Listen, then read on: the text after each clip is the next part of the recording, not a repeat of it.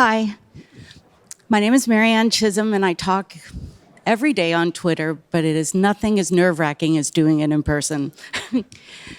In 2005, I was sentenced to 32 years in prison.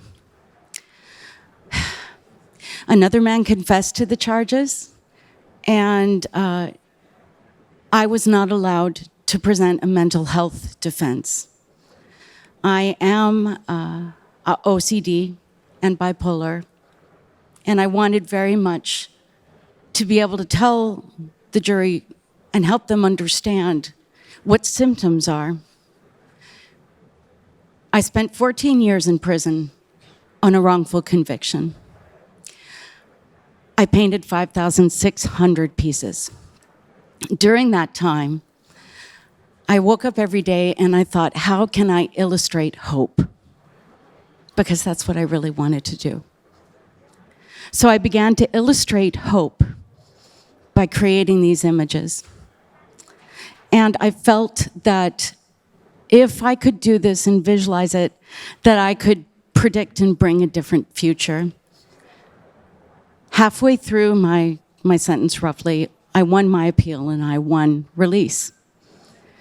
I took the art home and I painted portraits and traditional paintings for quite some time. And then I progressed on to NFT. I saw that Beeple sold his piece for like $69 billion. And I thought, I did that. So I started listing NFTs. And during that time, I was lucky. Within a day of announcing on Twitter that I was going to do NFTs, I was interviewed by Bloomberg Magazine. After this event today, I'm going to be interviewed by Business Insider magazine and speaking at an event with Time magazine. I want to send a message that no matter how bad it is, and no matter how much you want to give up, you can come out of anything.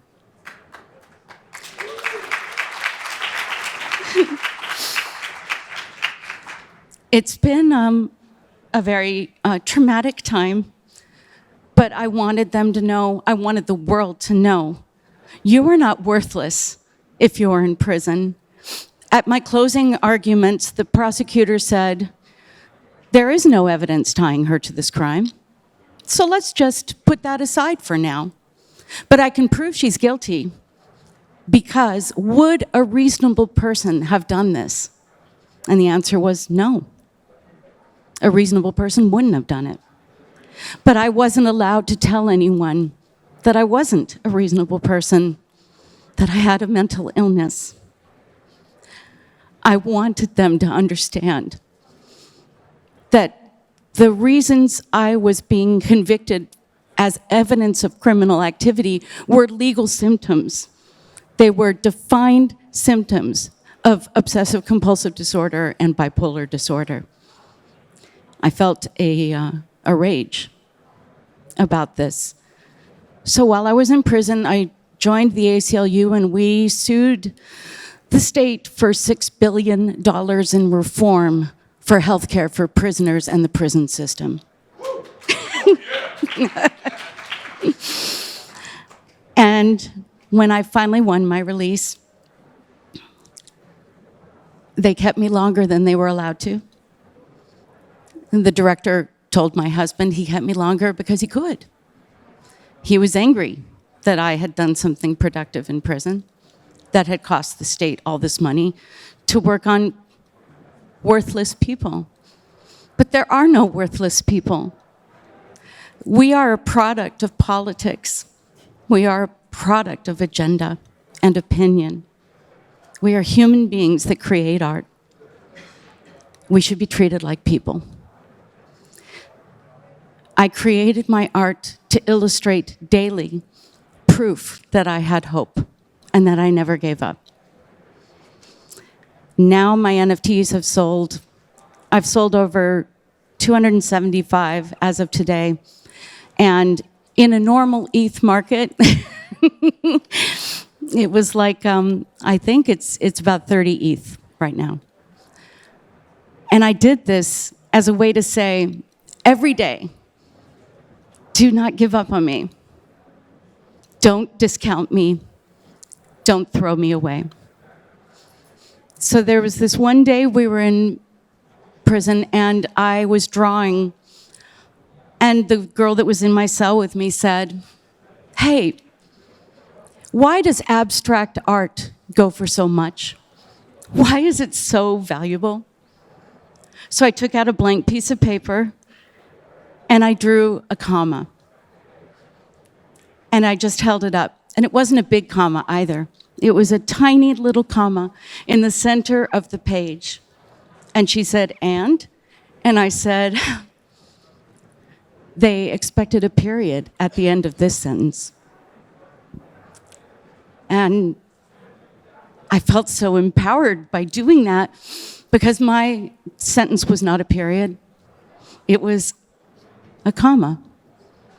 So now instead of Maryanne Chisholm was sentenced to 32 years in prison, it was Maryanne Chisholm was sentenced to 32 years in prison, and then she came back.